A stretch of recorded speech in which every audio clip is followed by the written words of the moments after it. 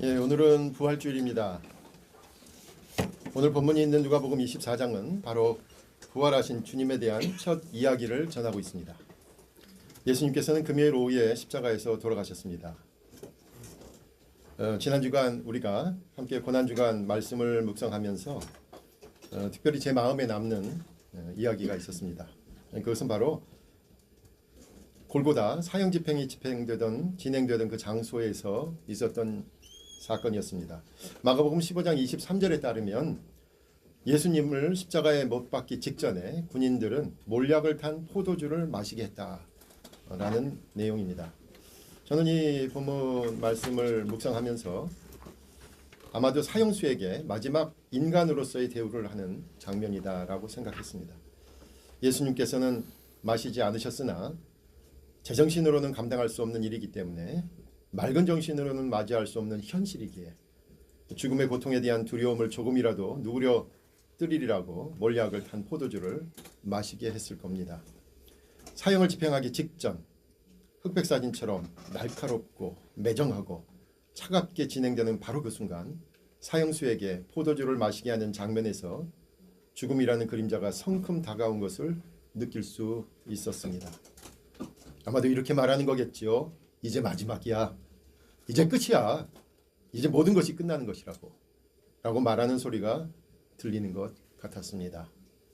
그 골고다의 처형 장면을 직접 참관하는 것 같은 그런 안타까움과 무기력함이 함께 들었습니다. 우리가 지키는 이 오늘 부활절을 포함해서 교회의 역사, 교회력은 예수님의 삶의 주기를 1년에 한 번씩 반복합니다. 교회의 달력은 성탄절에 시작하여 1월과 봄에는 예수님의 세례, 성장, 사순절과 고난주간, 그리고 부활절과 오순절, 성령 강림절, 그리고 다시 대림절로 진행됩니다. 이 교회의 달력을 따라서 우리는 성경을 읽고 묵상하면서 예수님의 삶을 매해 반복적으로 마주합니다. 특별히 사순절, 고난주간, 그리고 부활절은 구체적인 정황 증거를 통해서 예수님의 행적을 날짜별로 재구성해 보고 있습니다. 매해 이렇게 성경 이야기를 통해서 우리의 행적을 추적하는 활동을 통해서 우리는 그 사건을 직접 목격하는 체험을 합니다. 성경의 이야기는 실제로 우리로 하여금 십자가와 부활의 목격자가 되게 합니다. 왜 해마다 반복할까요? 그렇습니다. 단순한 반복이 아니라 그 사형장에서의 그 절망을 기억하라는 것입니다. 그리고 그렇게 무기력하게 숨을 거두신 예수님이 극적으로 다시 살아나셨음을 기억하라는 것입니다.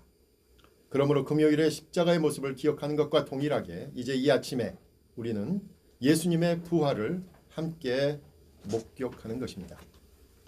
첫 번째 부활절 아침, 예루살렘의 공기는 무겁고 차가웠을 것입니다. 무덤을 찾았던 여인들의 마음은 슬픔보다 더 큰 두려움에 압도되어 있었습니다. 그들은 사랑하는 스승을 잃었고 그분을 지켜드리지 못했다는 죄책감, 앞으로 그들에게 닥칠 박해에 대한 공포로 가득했을 것입니다. 제자들 역시 마찬가지였지요. 문을 걸어 잠근 채 숨어 지내던 그들에게 부활은 꿈에도 꾸지 못하는 일이었습니다. 그들에게 죽음은 모든 것의 끝이었고 패배의 상징이었기 때문입니다. 오늘 본문에서 여인들은 무덤에 예수님의 시신이 없고 천사와 같은 두 사람을 만났을 때 무서워 얼굴을 땅에 대니라고 묘사되어 있습니다. 그렇습니다. 부활의 아침을 처음 접한 사람들은 예수님께서 죽음을 이기셨다는 감격보다는 없어진 시신 그리고 처음 보는 천사들의 말로 인해서 두렵고 혼란스러운 상황을 맞닥뜨리고 있었던 것이죠. 천사는 계속 말합니다. 어찌하여 살아있는 자를 죽은 자 가운데서 찾느냐. 여기 계시지 않고 살아나셨느니라. 부활의 소식을 알렸습니다. 여인들은 그 말을 듣고서 깜짝 놀라 예수님께서 하신 말씀을 기억하고 제자들에게 알립니다. 그런데 그 믿음 좋은 제자들은 믿지 않았습니다. 죽은 자가 살아났다는 이야기, 그것은 두려움이라는 감정이 더 정확할 겁니다. 죽은 자가 다시 살아났다는 이야기는 받아들일 수 없는 이야기입니다. 아무리 예수님께서 여러 번 자신이 죽었다가 살아날 것을 말씀하셨던 것을 기억한다고 하더라도 있을 수 없는 일입니다. 죽은 자가 살아난 그런 사례가 없기 때문이지요. 인류 역사에서 그런 일을 경험해 보지 않았기 때문입니다. 죽은 자가 살아나면 우리의 모든 삶의 규칙도 사실은 깨지고 맙니다. 죽은 자는 죽어야 하고 산 자는 살아야 합니다. 그것이 과학이고 상식이며 세상의 이치입니다. 그렇다면 현대를 사는 우리에게 부활이란 이야기는 우리의 상식으로 마주하는, 일상에서 마주하는, 그리고 모든 상황에서 마주하는 그 일상적인 두려움을 바꾸는 반전의 이야기라고 할 수 있습니다. 우리가 매 순간 마주하는 일상의 두려움, 불안, 그리고 불확실에 대해서 평안을 얻을 수 있다는 이야기입니다. 우리가 도저히 바꿀 수 없는 삶의 굴레가 이제 힘없이 사그라지는 이야기라는 겁니다.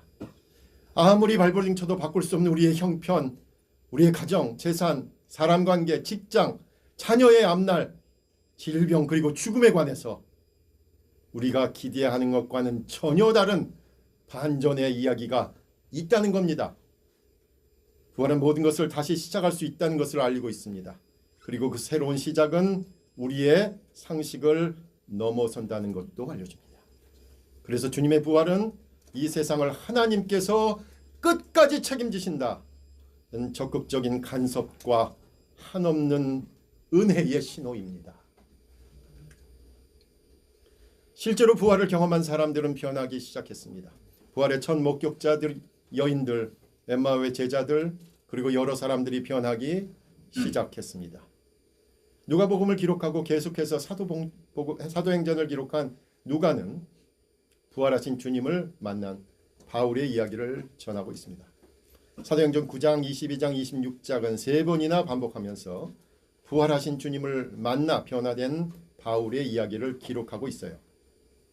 부활하신 주님을 만난 바울은 자신이 만난 예수님을 통해서 더 큰 이야기를 하기 시작했습니다. 오늘 함께 읽은 고린도전서 15장에서 고린도 교회의 고민에 대해서 바울은 대답합니다. 고린도 교회는 큰 혼란에 빠졌습니다. 곧 오시겠다는 예수님이 오시기도 전에 세상을 먼저 떠나는 신앙의 동료들이 생긴 거예요. 예수님이 오시기도 전에 사람들이 먼저 한 사람씩 세상을 떠나는 겁니다. 주님이 오시기 전에 세상을 떠나는 사람들을 보면서 바울은 부활의 이야기를 해석하기 시작했습니다. 우리가 예수님의 부활을 믿는다는 이야기는 예수님에게만 국한된 것이 아니라는 이야기죠. 그 부활은 우리에게도 직접 관련이 된다는 말씀입니다. 바울에게서 부활의 이야기는 우리 삶의 구체적인 소망으로 연결됩니다. 그는 예수님의 부활을 가리켜 잠자는 자들의 첫 열매다라고 불렀습니다. 농부가 첫 열매를 거두면 그 다음 수확물들도 반드시 거두게 될 것을 확신하듯이 예수님의 부활은 곧 우리 믿는 자들의 부활을 보증하는 사건이라는 거죠. 부활은 과거의 사건이 아닙니다. 2000년 전의 이야기에 그치지 않고 오늘을 사는 우리에게 죽음이 끝이 아니다라는 소망을 줍니다. 부활은 미래의 약속이 있는 소망의 이야기입니다. 고린도전서 15장의 고백처럼 예수님의 부활 소식은 우리 각자에게도 분명한 부활이 있다는 소망을 전하고 있습니다. 예수님께서 부활하신 후 제자들을 만나주신 것처럼 우리도 새 예루살렘에서, 여러분 오늘 칸타타하는 제목이 뭔지 아세요? 네, 새 예루살렘이에요. 네, 새 예루살렘에서 부활하신 주님과 사랑하는 가족과 성도들의 이름을 부르며 다시 만날 것이라는 거죠. 눈물도 아픔도 이별도 없는 그곳에서 우리는 부활하신 주님과 함께 영원한 행복을 누리게 될 것을 약속하고 있습니다. 오늘 우리가 함께 연습하고 또 우리가 열심으로 간절하게 부를, 정성껏 부를 새 예루살렘이 바로 그 이야기를 전하고 있습니다.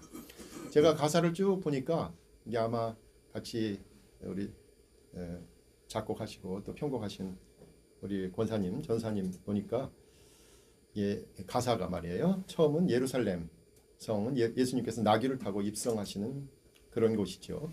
그리고 바로 그 예루살렘에서 2절 가사는 사실은 예수님의 십자가 처형이 집행되었다라는 것을 전하고 있어요. 그리고 마지막 가사는 부활하신 예수님과 함께하는 성도들의 삶은 이제 요한계시록에 묘사된 하늘나라에 함께 하는 것이다. 이렇게 전하고 있습니다. 결국 우리가 찬양하면서 우리는 다짐하는 거죠. 우리 모두가 한 사람도 빼지 않고 함께할 그것을 바라보는 것입니다. 마지막으로 부활의 소식은 두려움에서 소망으로 이제 기쁨으로 나를 맞이하게 됩니다. 저는 이번 부활절을 준비하면서 부활절의 가장 첫 번째 감정은 아까 말한 대로 두려움이다라는 생각을 계속 했고요. 그럼에도 불구하고 우리가 반복해서 부활절을 맞을 때 결국 이 기쁨이 우리의 주제가 되어야 된다라고 생각하게 되었습니다. 처음에는 무슨 말인지 죽은 사람이 살아났다는 말도 안 되는 이야기라고 생각했는데 만약에 그런 일이 일어난다면 우리는 무서울 수밖에 없는 이야기였는데 부활의 이야기는 그 이야기를 믿고 받아들이는 사람들에게 소망의 이야기가 되지요. 그래서 이제 부활의 아침은 기쁨으로 맞아들이게 되는 겁니다. 우리는 이렇게 부활을 목격합니다. 두려움에서 소망으로 그리고 기쁨으로 말입니다. 이렇게 해마다 반복하는 부활의 이야기는 우리의 신앙을 한층 더 강화시킵니다. 해마다 새로운 의미를 얻기 때문이지요. 그렇게 우리의 믿음이 성장하기 때문입니다. 그렇게 우리의 부활의 이야기를 믿음으로 그 믿음으로 여기서 하나님 나라를 살아갈 수 있습니다. 성도 여러분, 이제 우리는 곧 칸타타 새 예루살렘을 부를 것입니다.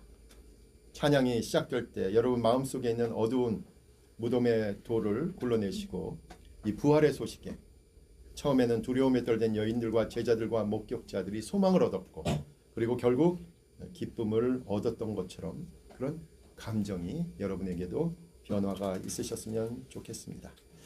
부활의 소식 가만 생각하니까 제 개인적으로는 저희 그 동기 목사님 은퇴까지 다 하셨죠. CBS에서 오래 일하시다가 근데 그 딸이 30밖에 안 됐는데 딸이 한 2달 전에 쓰러졌어요.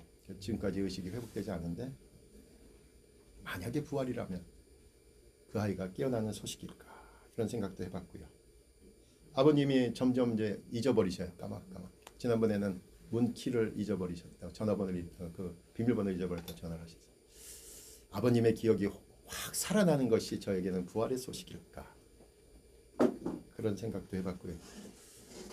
우리 혹시 성도들 가운데 정말로 몸이 아프신 분이 있는데 그분이 의사가 다 나섰다라고 선언하는 그것이 부활의 소식일까 여러 가지 생각하다가 오늘 우리가 무엇보다도 그 기쁜 소식 그 여러 기쁜 소식 이전에 첫 번째 목격자들이 확신했고 또 바울이 확신했듯이 그 부활의 첫 열매 예수 그리스도 부활하신 예수 그리스도에 집중해서 바로 이 찬양의 자리에서 그 주님과 함께 부활의 진정한 의미를 깨닫는 우리 모두가 되시기를 간절히 부탁드립니다. 주님께서 살아나셨습니다. 안 믿어져요? 네, 정말로 말입니다. 같이 기도하겠습니다. 하나님 감사합니다. 저희들 부활절을 준비하며 정말로 고난의 주님과 함께 하려고 하였고 이 부활의 기쁨을 또 우리 개인만이 아니라 또 가족과 우리 신앙 공동체가 함께 느끼기 위하여 또 감사하기 위하여 칸타타를 준비했습니다. 모든 가정 가운데 같이 하시고 찬양을 부를 때 우리 마음에 진정한 믿음이 생기게 하여 주시옵소서. 예수님의 이름으로 기도합니다.